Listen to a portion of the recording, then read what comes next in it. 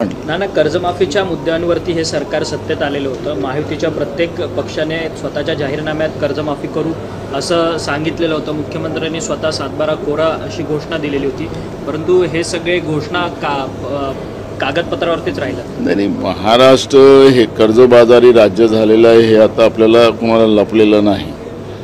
आपण पाहिलं असेल की आता महाराष्ट्रावर जे काही कर्ज आहे, आता या कर्जाचं आपण पाहिलं तर 8,39,275 कोटीचं कर्ज आत्ताच्या तारखेमध्ये आपल्या राज्यावर आहे।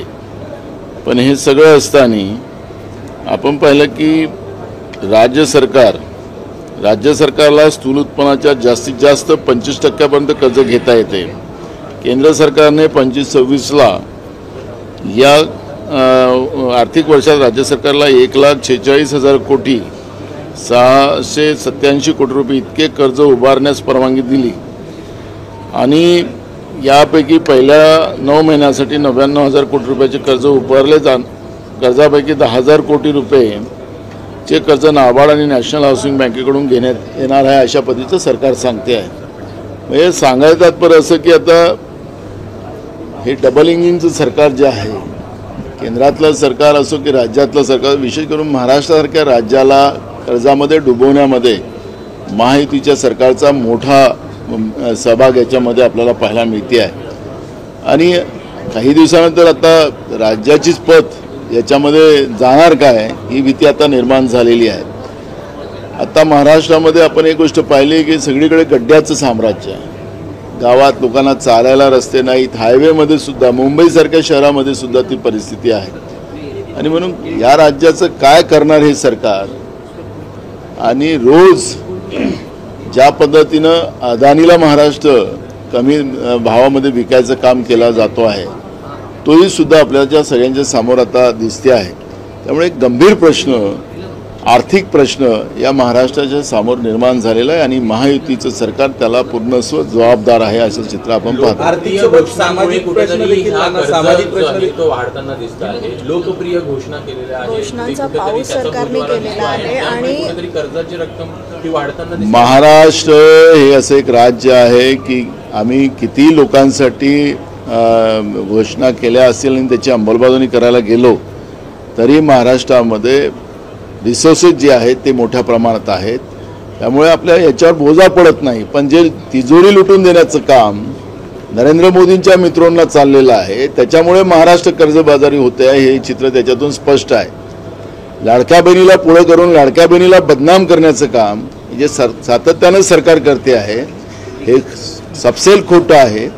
कारण की राज्याची तिजोरी खऱ्या अर्थानं राज्य सरकारने श्वेतपत्रिका जाहीर करावी की पैसे चालले कुठं, नाहीतर आम्ही यांची काळी पत्रिका जाहीर करू। आमच्याकडे सगळे आकडे आहेत। आत्ता महाराष्ट्रामध्ये जे काही मनोज जरांगेंच्या माध्यमातून जे काही परिस्थिती महाराष्ट्रात निर्माण झाली, या काळामध्ये महाराष्ट्र किती विकला त्याची माहिती आमच्याकडे आलेली आहे। त्याच्यामुळे मी तुम्हाला सांगतो की महाराष्ट्र हे कर्जबाजारी करण्याचं काम जे केंद्र नरेंद्र मोदींच्या मित्रांच्या ताब्यात देण्याचं काम जे ज्या पद्धतीने चाललेलं आहे ते स्पष्ट आहे।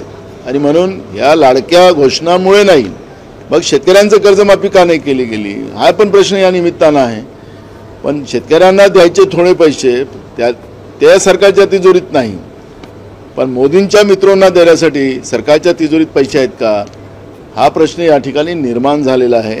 आणि अनेक योजनेतून तुम्हाला एक सांगतो गोष्ट की आपल्या राज्यामध्ये जवळपास चेकपोस्ट जे बॉर्डरला बांधले गेलेले आहेत त्यामध्ये टोल चोरी होऊ नये, आपल्या राज्याच्या तिजोरी कोणी लुटू नये परस्पर, म्हणून त्या काळामध्ये टोल बांधले गेलेले होते। 2017मध्ये केंद्र सरकारने सांगितलं की त्याला बंद करून टाका, कारण की आता आपण GST सुरू केलेलं आहे, त्यामुळे आता हे टोल चोरी होणार नाही।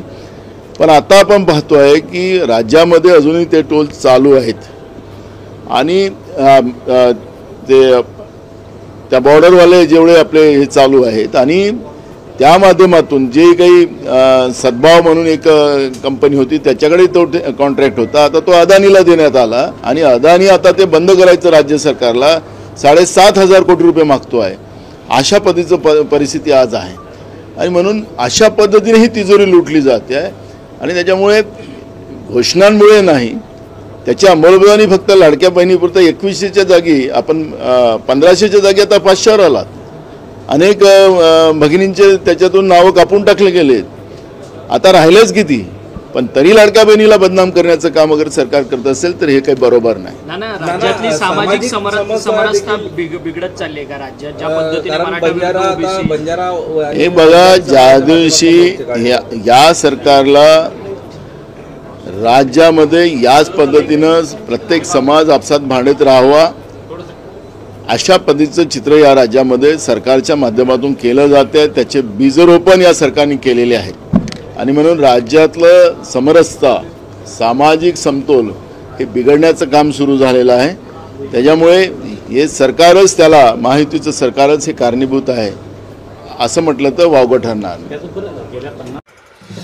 नवीन घडामोडी पाहण्यासाठी आजच आम्ही मुंबईकर 24 तासला लाईक करा, सबस्क्राईब करा आणि अपडेट रहा.